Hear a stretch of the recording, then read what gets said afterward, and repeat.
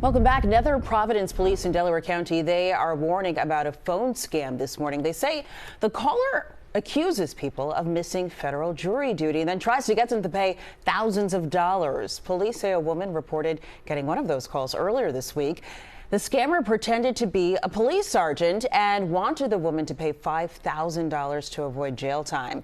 So if you get a call like this, police say hang up and do not give out any personal information or money. Well, speaking of scams, online scams are costing Pennsylvanians a lot of money. A new report from the FBI says there were 28,000 reports about scams from Pennsylvanians last year. They lost about $400 million as a result. The report also says that Pennsylvanians over the age of 60 were hit the hardest, losing more than $150 million. Well, a new survey reveals many people have a hard time when it comes to the basics of finances. This morning, we want to put your money knowledge to the test. And consumer reporter Josh Sidorowicz here in your corner with more on the financial test that a lot of people failed. Josh, we were not warned. I know. What everyone wants is a quiz first thing in the morning.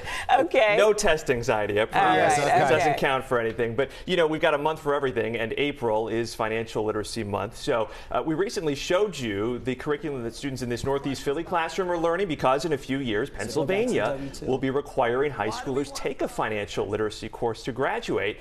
Comes, though, as you just heard, most Americans could not pass a recent large-scale study on the basics of finances. The Financial Industry Regulatory Authority's nonprofit education foundation, they tested more than 25,000 consumers nationwide with a 7-question quiz. Oh, boy. This one stumped more than 70% of people. You guys ready? Let's see if you can get this one. Suppose you owe $1,000 on a loan. The annual compounded interest rate on that loan is 20%. So if you did not pay anything off, how many years would it take for that amount to then double? Here's your choices. Less than 2 years, 2 to 4 years, 5 to 9 years, 10 or more years. I think this is easy, but unless. Go ahead, buddy. What is it? 2 to 4.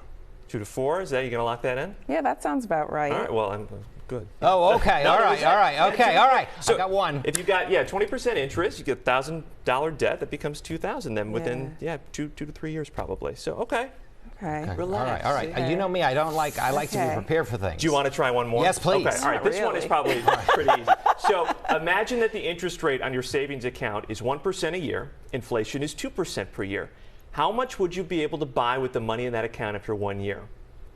More than you would be able to buy today? Same as today? Less than today? Is this a trick question? No, I'm like. It's less than today because it's 1%? not keeping up with the rate of inflation. Less than today? I need to. Can you roll back to the question again?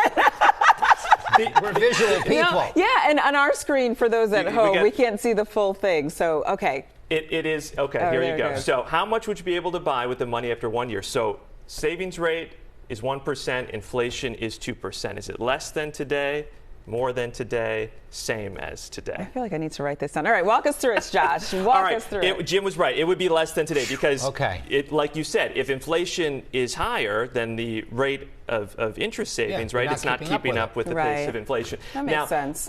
Good news, they said that scores for inflation questions have significantly improved since the last time they gave this quiz. I wonder why. I know, People can't afford anything. I wonder why. Yeah, a lot of lived experience there.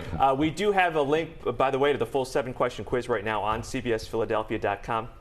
There's one silver lining here on a Friday. And what is that? It's that if there is one thing most Americans can agree on, overwhelmingly, they believe financial literacy should be taught in school. Definitely. 87% in a recent survey out just this month. You don't get that kind of agreement anymore. That makes sense. And of course, like we said, too, Pennsylvania, 2026 will soon require it then for This high is school, good. which is great. People don't even know how to write a check these days. Does anybody? Well, Says the former consumer reporter. I don't know who's writing checks anymore. But Listen.